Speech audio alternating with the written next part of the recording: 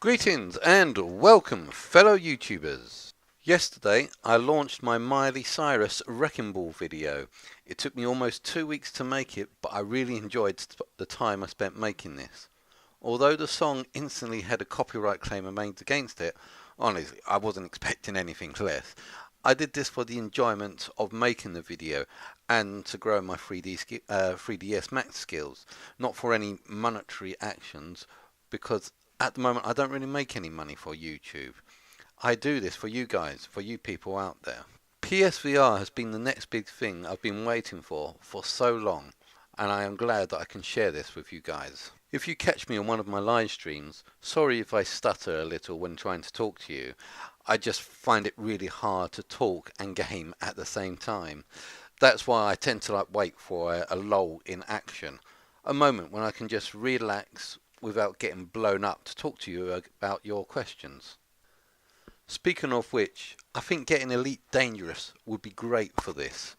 When it comes to PSVR, you can bet I'll find one of those long haul missions, you know, the ones that take about 2 hours to get to, and just load up a broadcast to talk to you about my thoughts on, say, the universe, what I think about the latest Doctor Who, or even my theory on Pink Diamond is alive and hiding with the off colours as a large caterpillar. But for now, it's time to go over to the controller, now voice acted by my beautiful wife, for the news at PS10.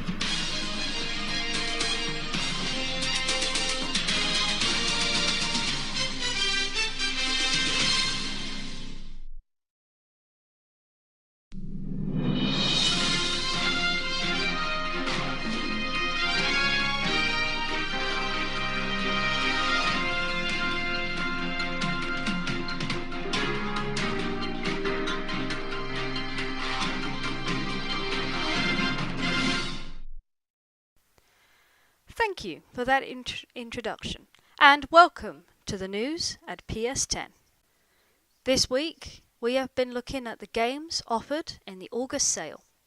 To date, we have reviewed Ace Banana, Symphony of the Machine, Gnog, and Wayward Sky. Ace Banana is another tower defense style game very much like Ancient Amuletto. Although the cartoon stylized graphics are very much aimed at children. Although the bow and arrow worked very well in Ancient Amuletto, it completely failed here. The tracking was so awful that it became next to impossible to aim. On top of that, the childish graphics were so overdone that anyone over the age of 10 would not be able to take this game seriously. This game is one to avoid. Next up, we have Symphony of the Machine. Again, the tracking in here was awful. You had a very low arc to work with, and if you moved outside of this arc, the item you were so carefully manipulating would reset to where it was before you picked it up. But the most annoying thing in this game wasn't the tracking or the difficulty level of the puzzles, which were kinda easy to figure out when you started working outside the barriers. No, the most annoying thing was the blasted robot helper that is trying to aid you. If he's not hovering in front of you when you're trying to work there and getting in your way, he's picking up things you just put down and moving away with them.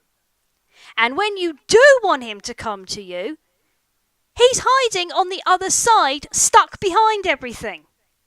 Oh, and finally, you play this game with the dual shock controller. I mean, why can't you move? You have to suffer with this useless teleporting junk. Sorry about that. News at PS10 would like to apologise for the slight technical difficulties we're having. But back to the set. But when you get over this, it's a nice little puzzler. Oh, and the game's too short too. You just climb a tower and you spend the rest of the game there making plants grow.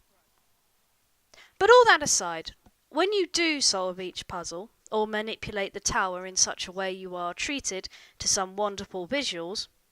And the weather around you can change from tropical rainstorm to a desert heat storm. I almost said firestorm there, which would have been cool, but for the lack of fire.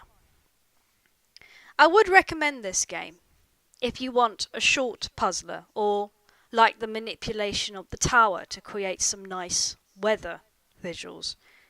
But outside of that, there's not much else to this game. For our third game, we have another puzzler, Gnog, which can be played on the standard TV.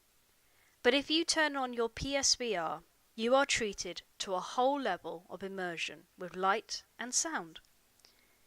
You could say that it's just a 2D port into VR, but it works really amazingly.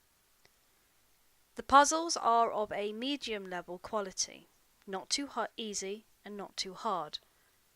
Some takes a little figuring out, but still quite an immersive and enjoyable puzzler game to play. It has no story, just puzzle progression. And if that's the sort of game you like, then I highly recommend this game to you. And finally, last but by no means least, we have Wayward Sky. This is a story-driven game, where you have to guide our protagonists through a series of maps, puzzles, exploding robots and flying castles.